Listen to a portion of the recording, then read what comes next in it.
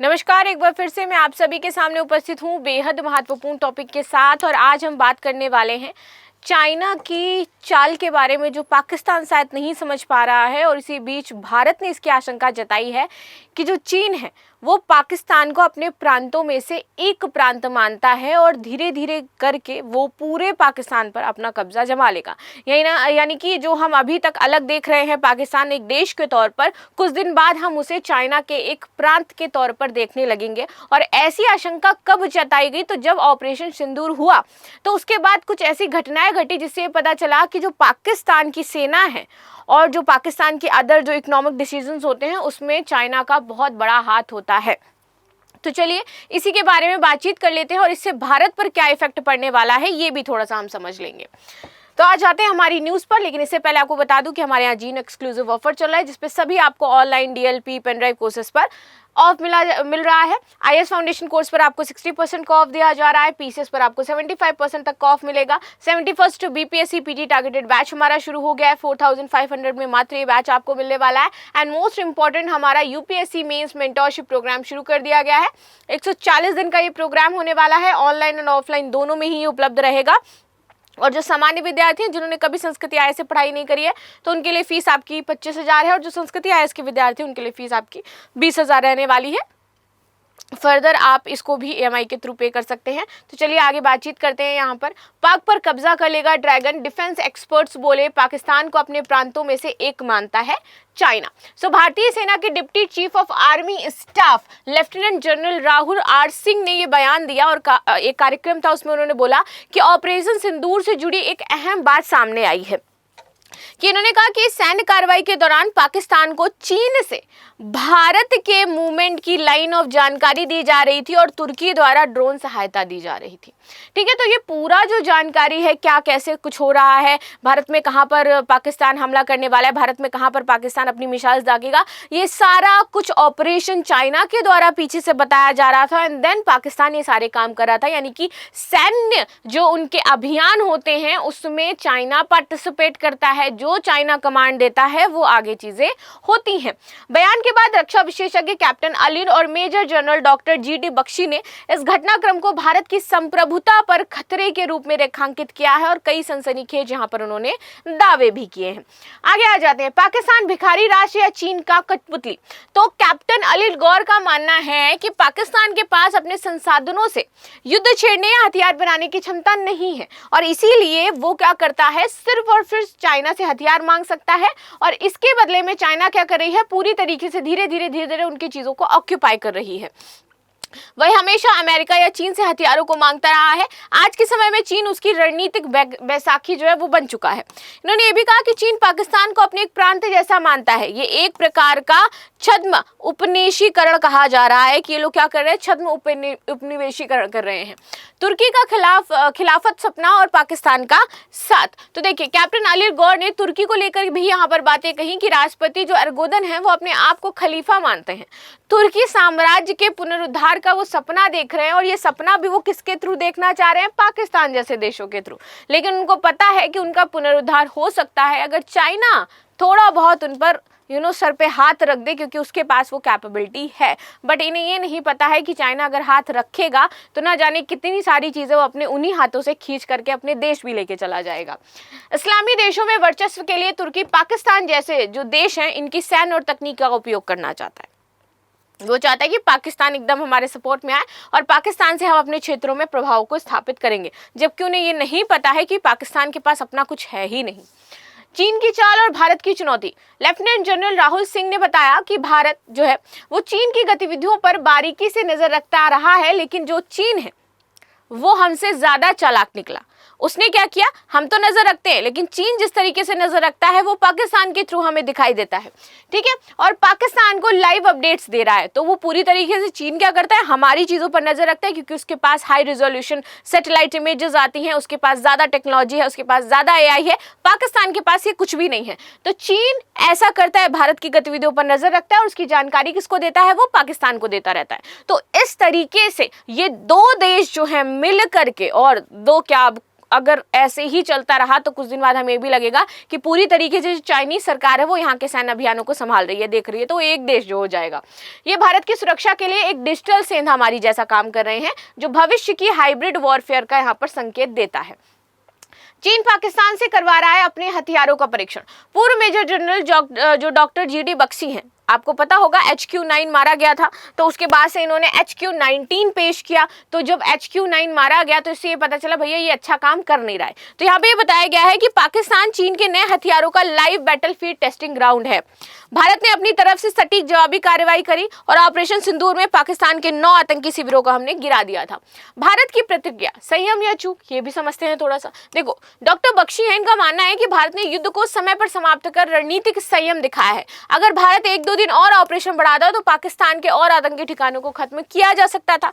इन्होंने चेतावनी दी कि ऐसे मौके पर निर्णायक कार्रवाई भविष्य के लिए संदेश देती है कि फिनिशिंग स्ट्राइक का असर अधिक होता है। तो अभी ये पता चल रहा है भारत को कि ये जो बीच में चीजें रुकी हैं, देखिए ठीक है, हमने उनको जो चीजें थी उसका बदला ले लिया, उनको हमने जवाब दे दिया, लेकिन अगर ये पूरी तरीके से हम फिनिश कर देते, चीजों को समाप्त कर देते, यहाँ पर कुछ बचता ही नहीं यहाँ, तब शायद वो जो प्रभाव है वो ज्यादा हमें देखने को मिलता। बिकॉज एट द एंड क्या मैटर करती है, आपकी फिनिशिंग स्ट्राइक मैटर करती है। भले ही आपने पीछे कितने भी किसी ने रन बना करके कोई चला गया हो, लेकिन लास्ट में अगर जीतने के लिए छक्का चाहिए और अगर वो मार दिया गया है तो ये आप मान के चलिए कि जो मैन ऑफ द मैच है वही प्लेयर माना जाएगा, चाहे किसी ने कितना भी योगदान क्यों ना दिया हो। 3 देशों का त्रिकोण, चीन, पाकिस्तान, तुर्की गठबंधन भारत के लिए खतरनाक हो जाता है। सबसे पहले बात कर लेते हैं चीन की। तो चीन के पास क्या है, ये सैन्य साइबर सपोर्ट और हथियार परीक्षण। तो ये इनके पास सैन्य साइबर सपोर्ट है बहुत अच्छा, हथियार परीक्षण ये करते रहते हैं, लेकिन इनके बारे पाकिस्तान के द्वारा जानकारी लीक करना, सीमा विवाद और हथियार दौड़, इसका प्रभाव भारत पर पड़ रहा है। पाकिस्तान युद्ध का मोहरा बनता है, आतंकी नेटवर्क तो है ही और इसका यूज चाइना भी करता है प्रॉपर तरीके से। LOC पर अस्थिरता और आतंकवाद बना हुआ है इसकी वजह से। तुर्की की बात करते हैं, ड्रोन तकनीकी इस्लामी राजनीतिक एजेंडा अभी अपना रहे हैं और सामरिक संतुलन बिगाड़ने की ये कोशिश कर रहे हैं। जो अभी तक सामरिक संतुलन बना हुआ था देशों के बीच में, इन्होंने इस बार इसको खराब कर दिया। अपना एक देश, अपना नहीं, एक ऐसा देश जो आपकी मदद कर सकता था हमेशा, आपने उस देश के साथ अपने जो रिश्ते हैं उनको खराब कर लिया है। खैर, भारत के लिए आगे की रणनीति क्या हो सकती है, तो जो डिजिटल जासूसी है और जो साइबर सुरक्षा है, हमें उसको मजबूत करना पड़ेगा, क्योंकि उसमें ज़्यादा बेहतर हमसे चाइना हो जाता है और इसका इस्तेमाल चाइना करके पाकिस्तान को देता है। डिफेंस इंटेलिजेंस और सैटेलाइट सर्विलांस का हमें विस्तार करना होगा, दैट इज़ वेरी इंपॉर्टेंट, ताकि हम पाकिस्तान और चाइना दोनों पर नजर रख सकें। डिप्लोमेटिक फ्रंट पर तुर्की, चीन और पाकिस्तान के गठजोड़ को हमें उजागर करना होगा कि ये तीनों देश आपस में मिले हुए हैं और एक देश के खिलाफ षड्यंत्र रच रहे हैं। प्रॉक्सी वॉर के खिलाफ एक्टिव स्ट्राइक डिफेंस नीति को हमें अपनाना होगा। भारत और पाकिस्तान दो राहें, दो तस्वीरें। तो देखो, पड़ोसी देश लेकिन विपरीत दिशा में हमेशा ही रहा है। कहने को बस ये पड़ोसी रहा है, लेकिन वो कहते हैं ना कि कुछ लोग होते हैं जो हमेशा लीक से हट के चलते हैं, वो इतिहास बनाते हैं, नहीं तो कुछ वो खुद ही इतिहास बन जाते हैं। तो वैसे ही ये है कि ये खुद ही इतिहास बनने के कगार पर पहुंच चुके हैं, अभी कोई इतिहास नहीं बना रहे हैं। विश्व बैंक की ताजा रिपोर्ट बताती है कि भारत पाकिस्तान अब एक जैसे नहीं है।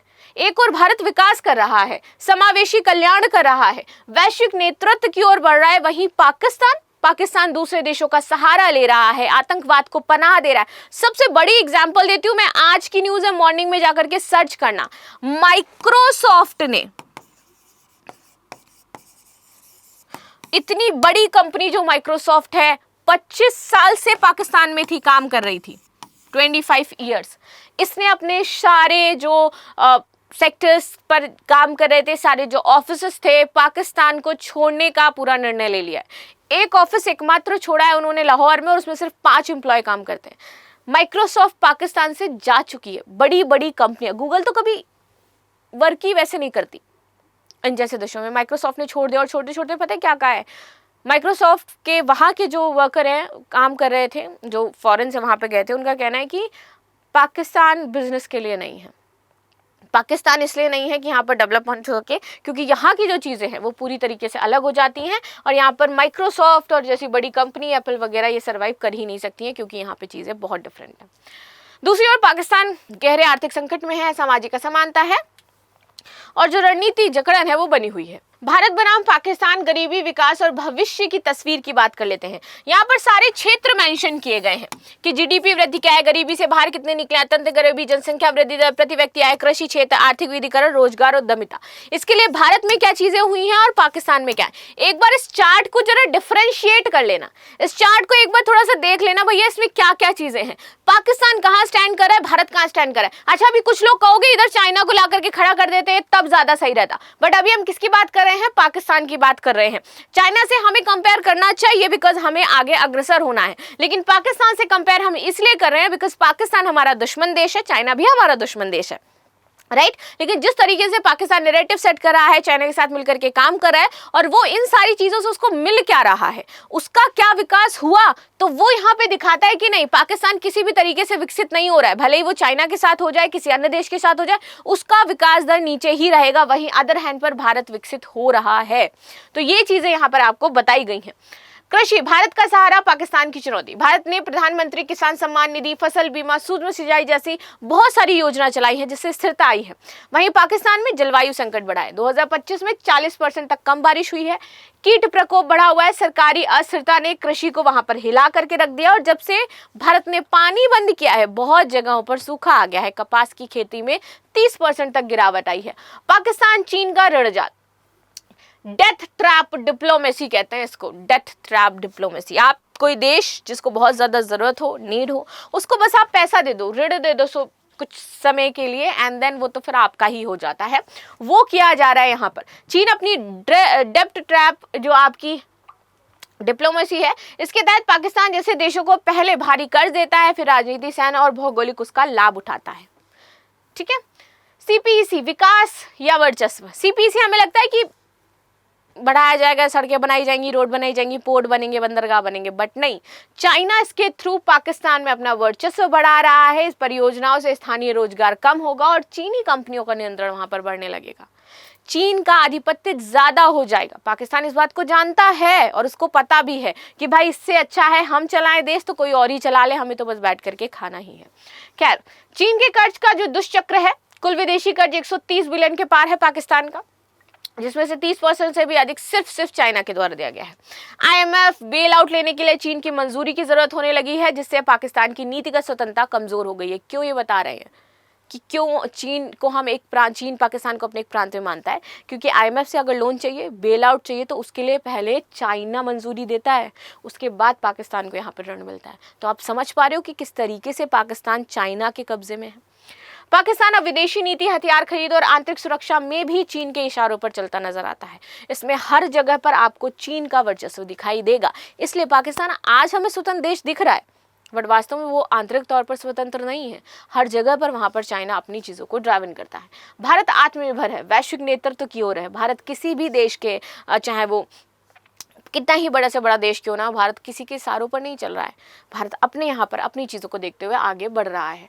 भारत की नीतियाँ लक्ष्यबद्ध हैं, कल्याण है, डिजिटल गवर्नेंस है, विश्वसनीयता का विकास हो रहा है। आईएमएफ और चीन जैसे देशों पर आर्थिक निर्भरता नहीं है हमारी, हम उनसे ऋण लेकर के जूझ नहीं रहे हैं। आंतरिक सुरक्षा, चरमपंथी राजनीतिक अस्थिरता से ग्रस्त है पाकिस्तान, बट हमारे यहाँ पर आंतरिक अस्थिरता सिर्फ मणिपुर को अगर हम छोड़ दें और कुछ जगहों को जो अभी भाषा विवाद को लेकर के चल रहा है, बाकी सारी चीज़ें बहुत नॉर्मल हैं यहाँ पर। और राजनीतिक रूप से चीन अमेरिका तुर्की के उपयोगकर्ता मॉडल में फंसता जा रहा है। लास्ट में क्वेश्चन है, हाल ही में ऑपरेशन सिंदूर किस देश के खिलाफ भारतीय सैन्य कार्रवाई से संबंधित है? चीन, पाकिस्तान, बांग्लादेश या फिर श्रीलंका? तो ये थी न्यूज़ जो हमने डिस्कस करी। बाकी आपकी क्या राय हो जाती है इस न्यूज़ को लेकर के ज़रूर बताइएगा। And thank you so much. Like share subscribe करना बिल्कुल भी ना भूलें। And again thanks.